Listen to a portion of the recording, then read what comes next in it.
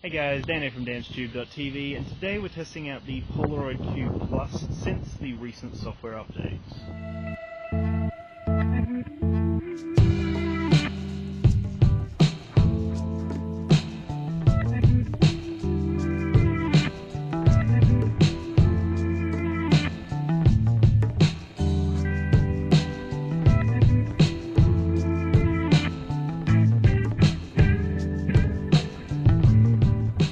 Since reviewing the footage from the Cube Plus, I'm impressed. It seems that they have improved the audio. It also seems that the codec's better because it just plays straight on my computer and it jumps straight into my editing suite and I don't have any issues now, so that's really good. I've also noticed that the actual functionality seems to be better. Seeing as it's a one-touch mechanic, you either tap once for a picture or tap twice and you start the video. Sometimes I would get confused and press it once and then I'd press it twice, and the actual cube would freeze up on me. But I did the same thing where I was getting really confused and trying to play around with it, and I got my head around it finally, and I didn't have any issues. It didn't freeze up on me, and then when I've got my head around it now, it's just so easy. You literally press and hold to turn on, tap once if you want a picture, and then tap twice if you want a video. And it doesn't screw up or bug out anymore, and it seems to actually be a lot more of a solid experience, which is amazing.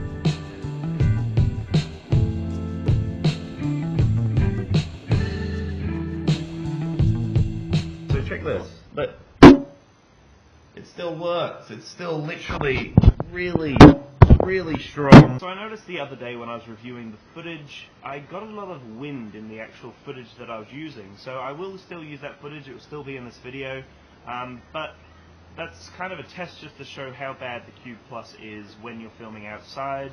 This is meant to be an action camera, so the fact that the wind really affects the audio isn't fantastic. So inside it's great, it seems to work really well.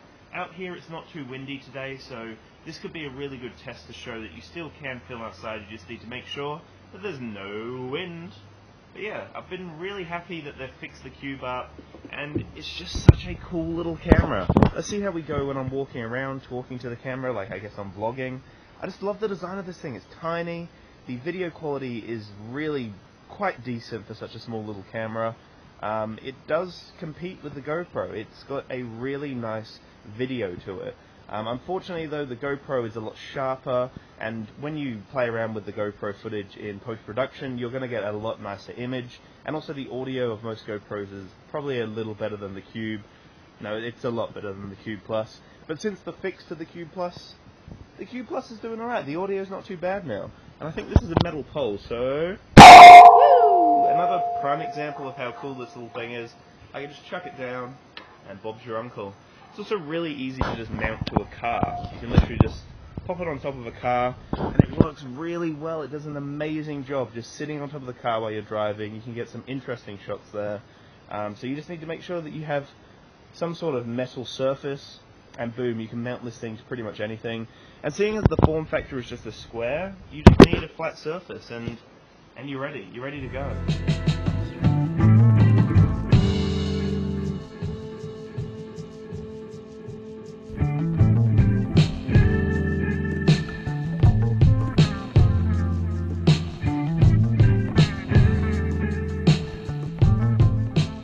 So I decided to revisit the Cube Plus based on a YouTube comment actually. I had a YouTube comment on my original Cube Plus videos, and someone wanted to know if the audio had been improved, whether there had been any sort of update or anything. And since reviewing it, the Cube has had a few big updates, so it looks like the audio has been fixed. It also looks like the codec might be a little better, or whether they've just played around with it and fixed it a bit. And also they've added live streaming to Facebook. The app also works a lot better than when I was reviewing it in the past. It just seemed to jump in straight away. Like I told you, the one button mechanic seems to be a bit better. And overall, I just think they've improved it a lot more. So I will have a full review on the Cube Plus again, kind of a revisited review since all the updates. But yes, I've been happy. I've been really happy, and I'm excited that someone told me to check it back out again, because I love the Cube Plus, and it was such a cool little camera at the time. And the fact that now the audio is better, I'm excited to use it a little more and see what kind of interesting shots I can get, and if I can mount it to some interesting, I guess, locations and get some really cool shots. So thanks so much for watching. Make sure to have a splendid day, and peace out.